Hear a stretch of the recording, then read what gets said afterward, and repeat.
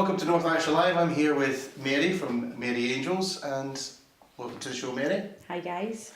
Tell us a little bit about what your organisation does.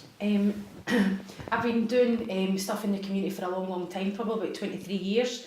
And about 12 years ago I started doing stuff for the homeless, and that led on to having more run up.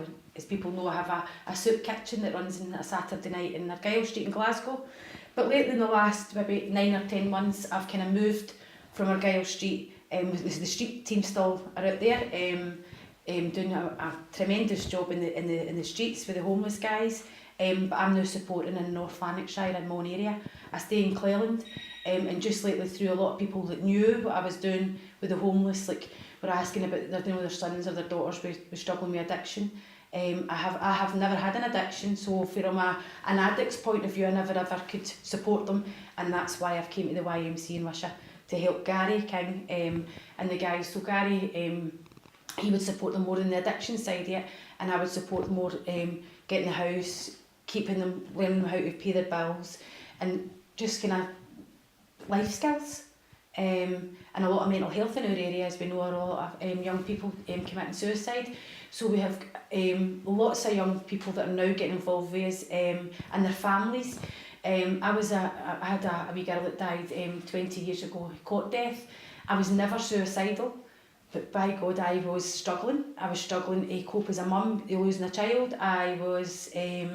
I really struggled, and there was loads of support now. Way back 20 years ago, it was just sorry to hear, move on, and have another family and you'll be all right. However, so through my own life experiences, I've kind of thought, no, we need something that we're maybe not suicidal, but we need to kind of catch the gap of people that are scunnered, fed up, just need somebody else to blather. So we've been very, very lucky. Although the YMCA, the building's been closed, that we've been doing outreach. And amazed, and a lot of the actual counsellors have been writing to me and saying, amazing that you don't have a building to run for, but you're still in contact with 100+ people a week. So you can imagine we are run off our feet. There's no another day. Every day's a different day, but we bring fun in. We're learning skills as well. I'm learning from lots of different things for people that I never thought. I thought it was Harry Big Cigar. I already knew that. No, I didn't know that. So between people in the community, real living people that are really struggling, or just, as I said, just needing a wee blather. So that we've got young kids from the age of 12 get in contact with us, right up. I think we were out the other night with a wee woman just to go out and visit and get a cup of tea, 87. So that's the kind of range of people that we meet in the streets. So how many people are involved with the organisation? At the moment, in the street team that are feeding the homeless, I have an amazing team that I couldn't thank enough. There's 22 of us. We don't take on volunteers there, although other organisations in the town that are not charitable, they do. We're quite lucky, or the guys are quite lucky that we have how can I put it? We make sure that it's the same folk that are on the street as in us, the workers, the helpers. So it's people coming through the programme that you're helping. So when you meet Big Tommy's looking for you next Saturday and you're going to be there, and if Tommy's already he's explained his life, he doesn't need to tell it to somebody else the following week or the following week after that. So we're quite particular, and we're all from all walks of life. A lot of the guys that help have battled their own addictions, or they've been on the street themselves or whatever. So they're tremendous people with their own life skills, So there's about 23 people do that on a Saturday. And then in the North Lanarkshire, this bit regarding the YMCA, I would say it's mostly me and Gary, the two of us. Again, because you're talking about people's personal life, they've got to get to know us as well, and then we're linking them in with other people. We're meeting them up the street on a Wednesday. Maybe there could be 15 people going into a local cafe, we're all in a blather and a cup of tea. All that will get brought back to the YMCA. But at the moment, again, you can't bring 20 folk into your house and there's a cup of tea. So we're kind of limited to what that'll be. But with the future holds there, I have no doubt that will be tremendous. So it's been running for how many years again? I've been doing work in the community 12 years. 12 years? Yeah. So over that time, although you're doing a lot of good and you're helping it, is it still becoming a bigger problem? Is it staying the same, or is it becoming less of a problem? It's actually becoming a bigger problem, and that's the wee bit where sometimes, then you look and you think, well, why am I doing it? Because what's changing?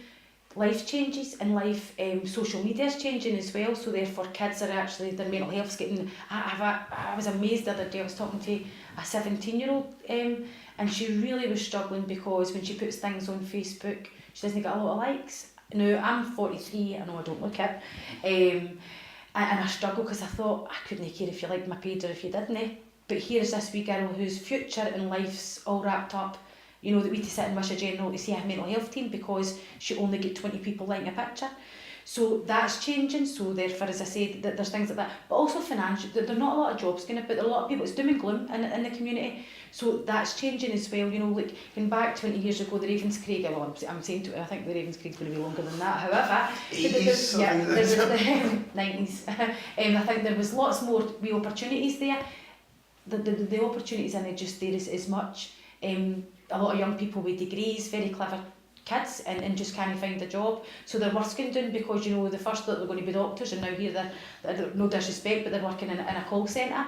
So they're worse, you know, so it's quite, that's the kind of people that were coming up in battle with. So all these different things and different environment changes as well, drugs.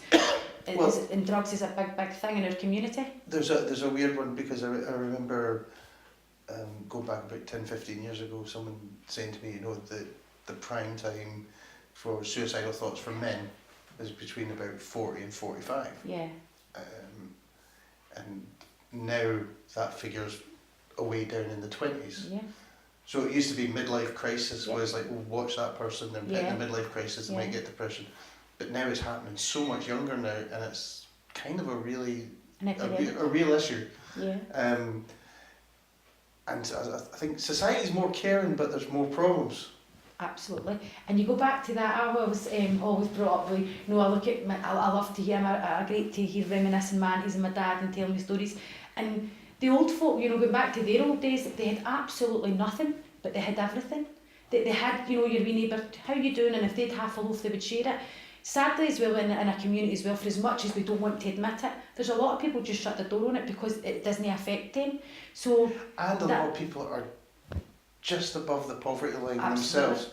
And you always find the people that give the most are the people that are just about to struggle. Absolutely. And everyone just a little bit more over are going, I can't afford to give you money because if I give you money, I'll be in the same boat as you. And it's not really about money, and sadly that's the big thing as well. It's just about how are you doing? How are you today? And that was the big thing that when I was struggling, that people wouldn't ask. It was, or they would be scared to ask. You would be, you know, she's got 3, but they would never really want to talk about the wee girl that I'd buried before, and that I needed to know that she was still remembered. So in here or in the places that we're there now, we talk about everything, you know, if and that's a wee bit that's missing in their community nowadays. It's just like they walk on by, it's no my problem. Yeah. You're right, it's no your problem, but just to show you care, a wee smile, how you doing? Costs nothing. Right, well thanks very much for speaking to us. Thanks very much for coming along. And we'll get the video up as quick as we can. Thanks guys. Hopefully you'll get more interest and raise your profile a little bit more. Ideal.